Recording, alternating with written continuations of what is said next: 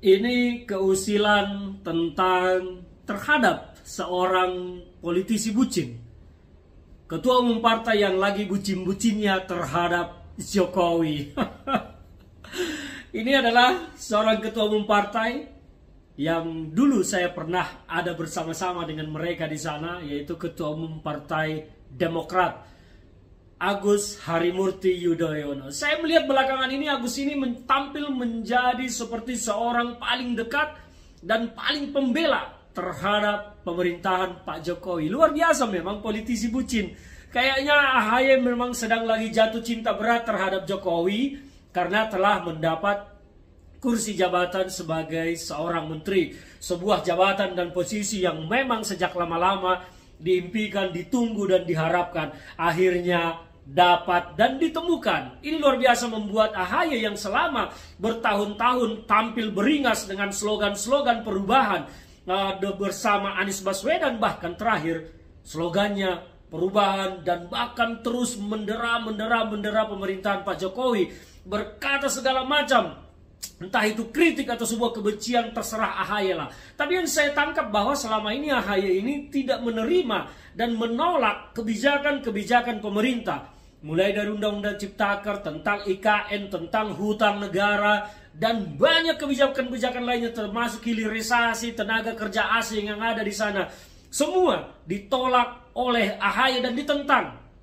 Bahkan saya sebelum mundur dari Partai Demokrat dulu, salah satu yang tidak sepaham saya dengan AHY adalah terkait dengan tenaga kerja asing dan Undang-Undang Ciptaker. Maka mundur saya dulu adalah di momen Undang-Undang Ciptaker, karena posisi saya pada saat itu mendukung pemerintahan Pak Jokowi untuk melahirkan Undang-Undang Ciptaker, dan sementara AHY dan Demokrat diarahkan menolak Undang-Undang Ciptaker.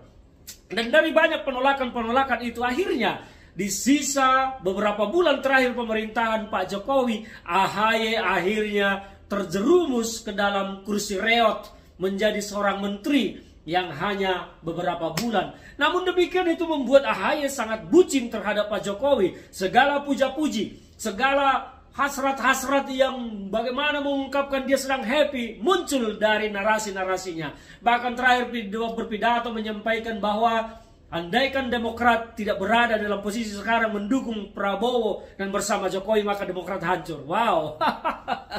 Di mana narasi-narasi idealis selama ini yang diucapkan oleh AHY maupun Pak SBY. Kita juga mengingat bagaimana Pak SBY sampai menulis buku cawe-cawe Jokowi dalam Pilpres 2024. Kala itu AHY digadang-gadang akan menjadi wakilnya Anies Baswedan, tapi ternyata tidak. Lahirlah perubahan-perubahan politik. Tapi yang mau saya kritisi dalam hal ini adalah narasi-narasi idealis dari seorang AHY, dari Demokrat, ternyata adalah hanya sebuah narasi dalam teori tinju.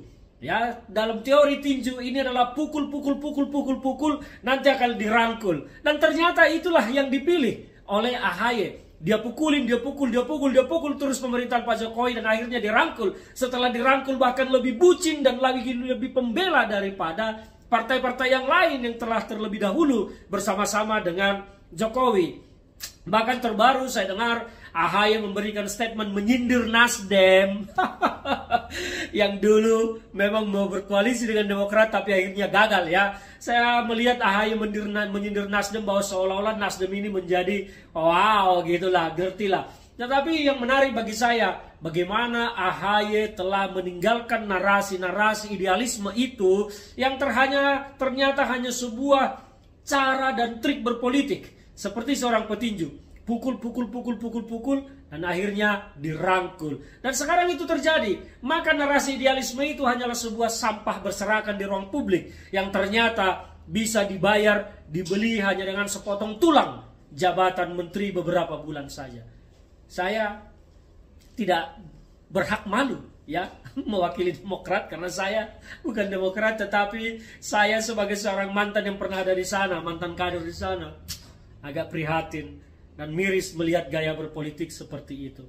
Kasihan sebetulnya, tetapi ya inilah ketika politik terus menjadi alat yang diperalat untuk mencari jabatan, ya maka jangan heran ketika akan banyak politisi-politisi munafik seperti ini.